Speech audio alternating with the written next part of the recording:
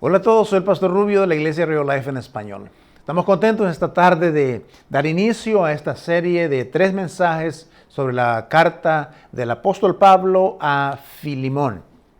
Es un material muy importante y creemos que nos va a ayudar a nuestro crecimiento espiritual si nosotros como creyentes o oyentes lo ponemos en obra en nuestra vida. Vamos a estar tratando los primeros 7 versículos del primer capítulo de Filemón. Y una de nuestras oraciones es para que ustedes, quienes nos escuchan, encuentren un reflejo claro de su propia vida en esta carta, en este libro. Oramos para que descubra su historia espiritual realmente en el proceso del Evangelio y cómo el Evangelio ha cambiado todo.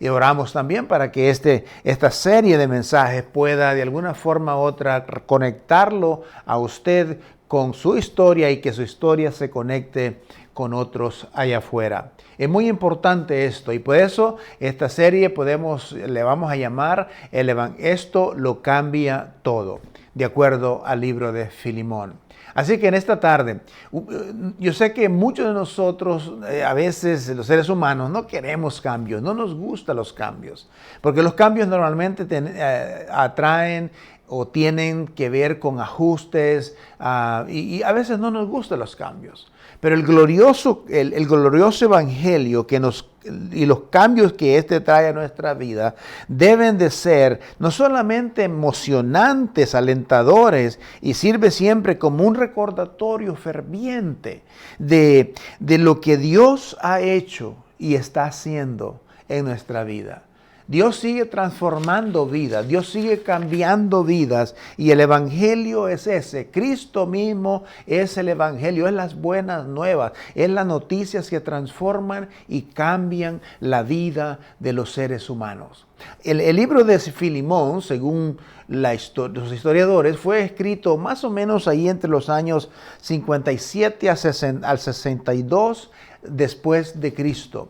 Y este libro Pablo lo escribe probablemente desde la cárcel. Algunos dicen que de la cárcel que estuvo en Cesarea. Otros dicen que fue cuando estuvo en el exilio en Roma. El hecho es que estaba en la cárcel cuando él escribe realmente este libro. Ahora, en esta parte hay ciertos personajes interesantes que van a resaltar en este libro. Y el primero obviamente es el apóstol Pablo, que durante esta etapa de su vida, a pesar de estar prisionero, Pablo tenía este fervor de seguir siendo un siervo de Jesús. Es posible que en esta carta fuera escrita, como dijimos, desde la prisión en Cesarea. Pablo dictaba este material al joven Timoteo también como colaborador suyo. Lo va a mencionar también en la carta.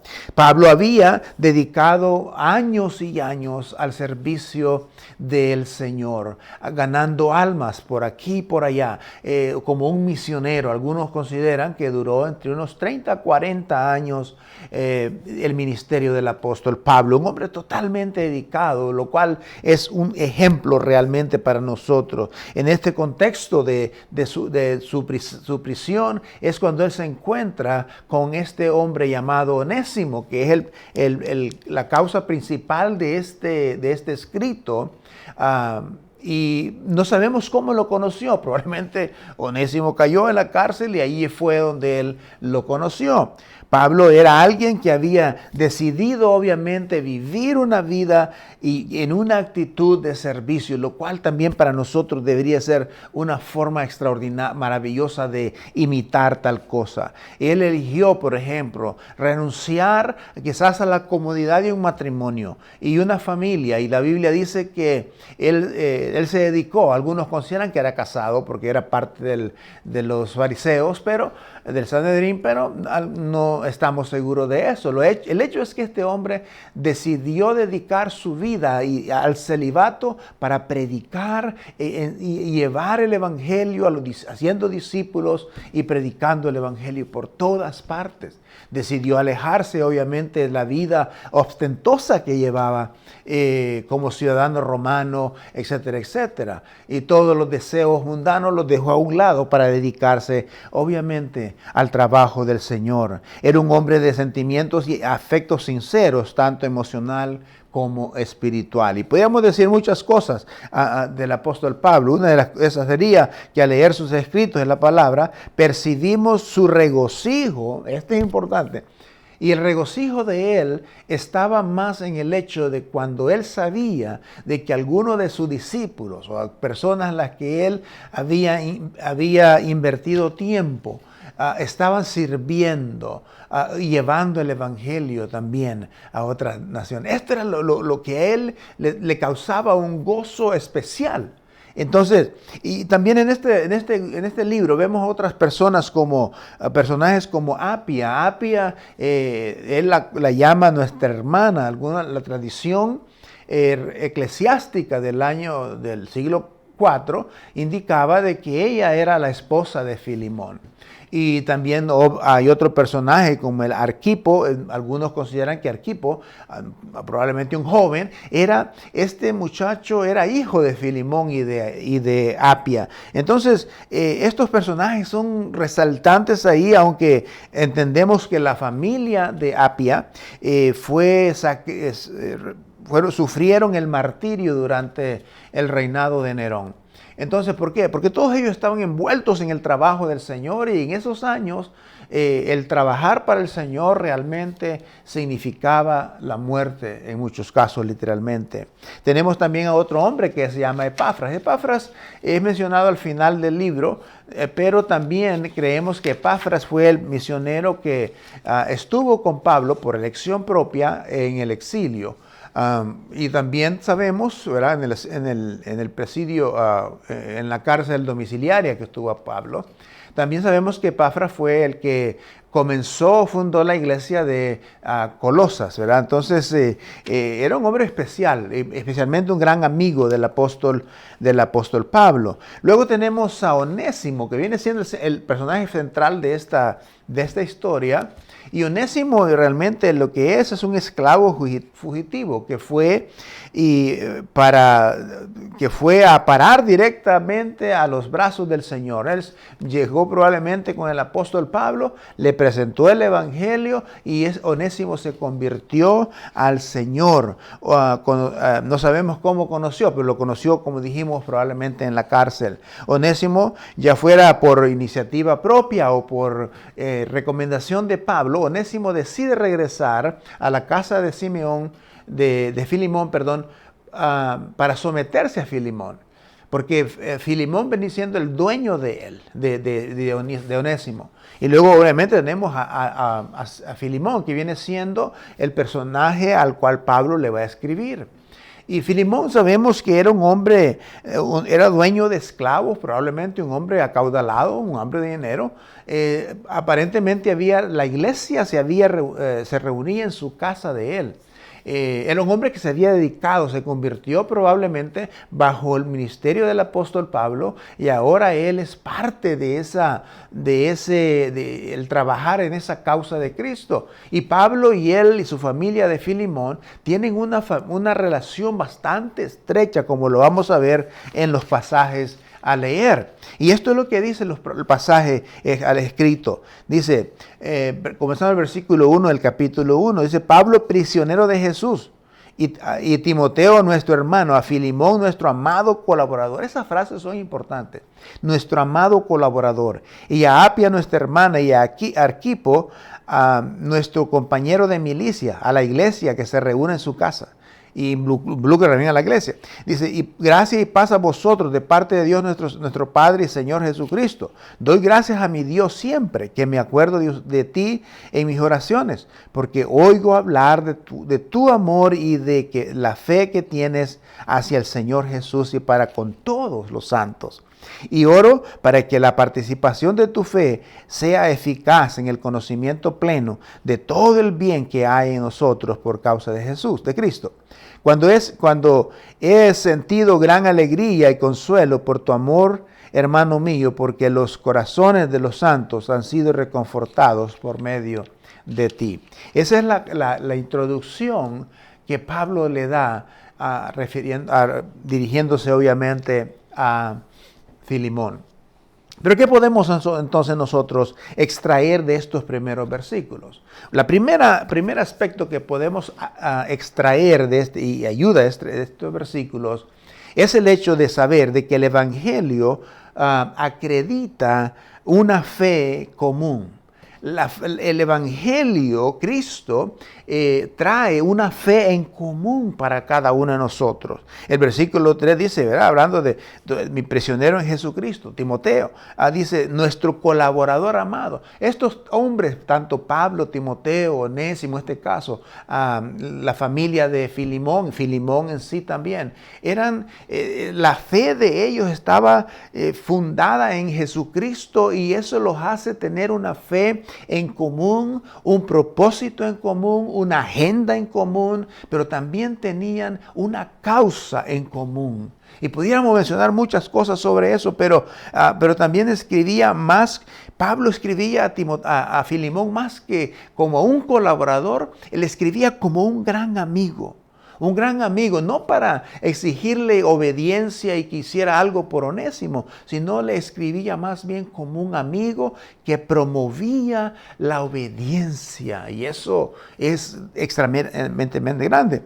Filemón llegó a Cristo bajo el ministerio de Pablo, muy probablemente en la cárcel o en la ciudad cercana de Éfeso, es probable. Entonces, habían desarrollado una gran relación entre ellos, y eso es sumamente importante. Filemón era mucho más que simplemente un colega. Pablo dice, un colaborador nuestro. La fe los unía, la fe los ponía en el mismo lugar. Entonces, significa alguien muy querido, un amigo entrañable, alguien a quien Pablo amaba profundamente, a él y a su familia.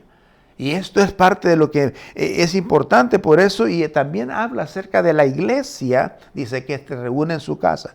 Era tan interesante que Pablo va a involucrar también la iglesia en este asunto meramente familiar que se iba a tratar, pero Pablo va a involucrar también la iglesia, y esto tiene un significado importante.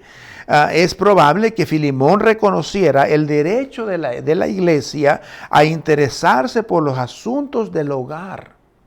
Y a ofrecer la orientación adecuada. ¿Por qué? Porque esto no solamente ataca directamente al individualismo, donde personas dicen, bueno, mi casa no tiene nada que ver con mi forma de trabajar en la iglesia, o la iglesia no tiene nada que ver con mi casa.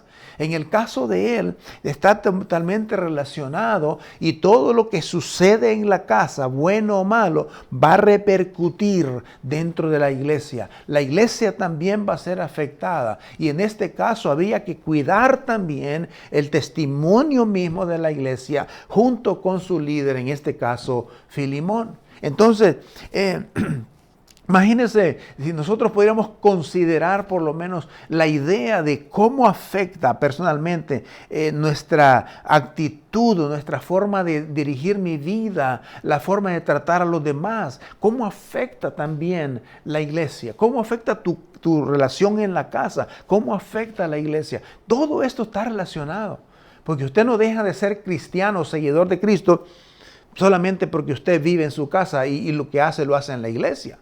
Entonces, si no eres un cristiano, debe ponerle mucha atención de cómo Pablo concluye este saludo habitual y dice gracias y paz. Gracias y paz. Ahora, estas frases parecen simples, pero teológicamente tienen un significado muy profundo. Primero, la gracia es lo que es el favor inmerecido de Dios, que Dios nos paga por algo que nosotros realmente no merecemos. Nos da vida en vez de condenación. La gracia es el don inmerecido de Dios, y la paz es aquello que solamente proviene de Dios. Nadie más puede traerte paz, ni tu matrimonio, ni dinero, posesiones, absolutamente nada puede traerte paz, excepto Jesucristo es el que trae la paz a nuestra vida. Entonces, Hemos dicho que el Evangelio, por ejemplo, trae eso que le llamamos, acredita una paz en común. Era una paz en común. Pero el Evangelio también trae una misión en común. Trae una misión en común, una causa en común, un plan en común. Entonces, por eso Pablo decía, versículos 4 y 6 decía, doy gracias a mi Dios siempre que me acuerdo de ti en mis oraciones. ¿Por qué? Porque oigo de tu amor y de la fe que tienes hacia el Señor Jesús y para con todos los santos. Dice, oigo de ti, oigo grandes cosas acerca de ti, la forma en que tú amas la iglesia, la forma en que sigues trabajando en la iglesia, la forma en que sigues amando a esa iglesia. Y por eso Pablo estaba en una prisión romana porque había había sido arrestado por predicar el evangelio y podía haber dicho, oye, mira, esto es lo que estoy pasando. Pero Pablo va a alentar y le llama mi colaborador. Conocía bien los riesgos asociados con esa colaboración en el evangelio. Entonces, obviamente que el mérito de la vida y fidelidad de Filemón se debían a Dios. Dios es el que debía ser honrado. Sabemos eso. Pero Pablo dice, la acción de gracia, dice, yo doy gracias a Dios por eso. La acción de gracia debe ser una parte habitual de la vida de un creyente. Es una forma en que los cristianos se mantienen sus corazones centrados en el don del evangelio. También es una manera, la gratitud es una manera de mantenernos humildes en la vida de los creyentes, mantener la humildad en la vida de los creyentes. Esto es sumamente importante. Aparte que la acción de gracias cultiva la humildad en el corazón de cada creyente. Entonces, Pablo dice, yo doy gracias a Dios por ti. Yo tengo gratitud por ti. Y algo que Filemón necesitaba recordar en ese momento es que Pablo dice, gracias a Dios por cómo Él ha cambiado y transformado tu corazón.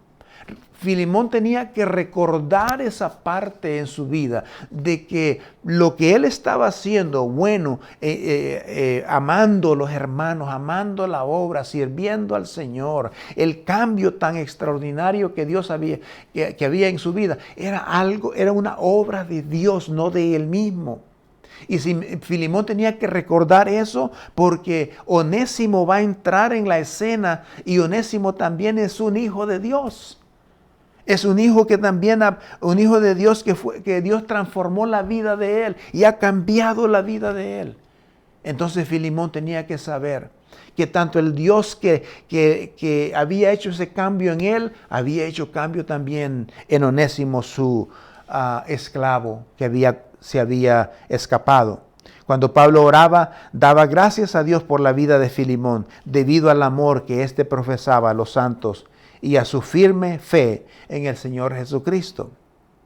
Su fe se manifiesta en el amor hacia los demás. Y esto creo que debe ser una lección para cada uno de nosotros. Aquellos que profesamos que amamos a Dios, aquellos que profesamos que Cristo nos ha cambiado, aquellos que profesamos creer y ser seguidores de Jesucristo, nuestra vida debe de reflejarse, el amor hacia Dios se debe de manifestar en el amor también hacia los demás. Esto es importante porque una fe sin obras es muerta. Entonces, la fe nos acredita obviamente una misión común, una fe en común, pero también el evangelio produce un gozo reconfortante. Y esta parte es sumamente importante. El versículo 7 dice, pues he experimentado gran gozo y consuelo gracias a tu amor, hermano mío, porque los corazones de los santos han sido confortados por medio de ti. Qué frases tan alentadoras, qué frases tan llenas de motivación para este hombre, del apóstol Pablo a Filemón. Y Pablo va a concluir esa parte.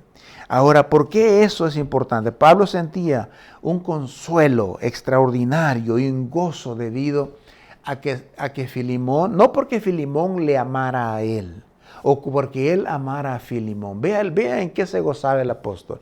El apóstol Pablo se gozaba en que los creyentes, la iglesia, había sido consolada, había sido motivada, era edificada por medio de Filimón. Ese era el gozo de Pablo, ver que la gente, los creyentes, eran consolados. Qué amor tan extraordinario de este hombre para la iglesia. Y luego Pablo anima a Filemón antes obviamente de exhortarle. Y esto debería ser un gran ejemplo para nosotros de cómo debemos observar la obra y el crecimiento de Dios en la vida de alguien que esté a nuestro alrededor. Debemos primero motivar a la gente, levantar a la gente, no darle golpes ni palos, sino motivarlos, porque obviamente a veces las personas que sirven no son tampoco reconocidas, deben de ser reconocidas. A veces las personas vienen con cargas, deben de ser motivadas. A veces las personas vienen con preocupaciones, deben de ser ministradas. Y si hay algo que tenemos que tratar, lo tratamos después. Entonces, no sé si usted se da cuenta, si usted no conoce al Señor, qué tan importante es el perdón de Dios. La gracia, la paz, la fe, la salvación, el perdón, el amor, la compasión por quienes lo necesitan. Eso también está disponible para aquellos que todavía no le conocen. En conclusión, al llegar a estos pasajes, estos versículos, vemos cómo Dios transformó la vida del apóstol Pablo. Pablo era considerado un hombre de odio por la iglesia, por Dios y por la iglesia. Y se convirtió en el hombre más amante de las personas de la iglesia del Señor, por el cual incluso yo me atrevo a decir que estuvo dispuesto incluso a dar su vida por la iglesia, después de ser el perseguidor más sagaz de la iglesia. También el Evangelio transformó a Filimón, un hombre pecador, perdido, en un siervo fiel, cuyo hogar se convirtió en la iglesia y cuya vida refrescó los corazones del pueblo de Dios. El Evangelio también transformó a Onésimo, un esclavo fugitivo, en un hermano amado de Cristo. Ese mismo Evangelio sigue transformando vidas hoy en día y puede transformar también la suya. Ese mismo Cristo sigue trabajando, sigue obrando. Es más, hay un pasaje en el Antiguo Testamento que dice que la mano de Dios no se ha acortado para salvar. Sigue alcanzándote para salvación. Entonces, todo lo que hemos visto esta mañana, esta tarde o este día, nos lleva a la vuelta a Jesucristo, a su gracia, a su paz con Dios. Y gracias al Espíritu Santo que nuestra fe produce, es el amor que produce. Ahora, esto es interesante. La pregunta aquí es, el Evangelio, como hemos dicho, cambia todo. Cambia nuestra relación con Dios, cambia nuestra relación con la familia, cambia nuestra relación con la iglesia y cambia nuestra relación con aquellos que nos han hecho daño. Entonces el Evangelio cambia todo, hace una revolución y cambia todas las cosas. Así que permítanme darles estas preguntas. ¿Ha cambiado la gracia de Dios su vida? ¿Ven los demás su fe demostrada a través de su amor genuino? La gente se siente renovada, los creyentes se sienten renovados o se sienten cansados por su presencia y sienten que deben de alejarse de usted. ¿Hay alguien, por ejemplo, en tu vida que necesita el mismo perdón que Cristo le dio a usted? Si es así, haga los ajustes y busque esa persona. Si hay personas que usted conoce, familiares, amigos, que todavía no conocen del amor de Dios, es tiempo de compartirlo con Él. La misma gracia que fue extendida a usted, también usted y yo somos llamados a extender esa gracia a todos aquellos que la necesitan. Así como Cristo rescató su vida y cambió su vida y la transformó quizás nuestras vidas, debemos también nosotros guiar a esas otras personas para que Dios también haga la misma obra en esas personas. Así que estas son las partes prácticas de este mensaje. Nos llama también a la acción. Porque Dios ha cambiado tu vida, tú puedes ser un instrumento para que otras vidas también sean cambiadas y transformadas y regeneradas por el poder del Espíritu Santo en ellas. Que Dios te bendiga y gracias por estar con nosotros. Nos vemos la próxima semana con otro mensaje más sobre esta serie. Esto lo cambia todo, según el libro de Filemón. Amén.